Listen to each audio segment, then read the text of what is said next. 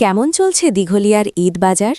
মেহেদী হাসানের পাঠানো তথ্য ও চিত্রে বিস্তারিত।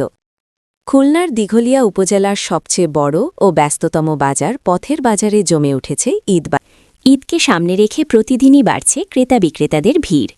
সকাল থেকে রাত পর্যন্ত বাজার জুড়ে চলছে কেনাকাটার ব্যস্ততা। প্রতি বছরের মতো এবারও ঈদকে ঘিরে পথের বাজারে জমজমাট বেচাকেনা হচ্ছে। শিশু কিশোর কিশোরী যুবক যুবতী থেকে শুরু করে বৃদ্ধ পর্যন্ত নানা বয়সের মানুষ ঈদের কেনাকাটায় ব্যস্ত হয়ে পড়েছেন। বিশেষ করে সন্ধ্যার পর বাজারে ক্রেতাদের ভিড় আরও বেড়ে যায়। বাজারে মহিলাদের জন্য বিভিন্ন ধরনের sari, three piece, tops, cosmetic সামগ্রী বিক্রি হচ্ছে।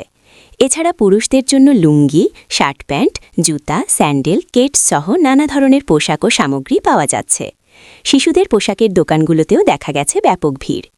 ব্যবসায়ীরা জানান ঈদকে কেন্দ্র করে বেচাকেনা ভালোই হচ্ছে।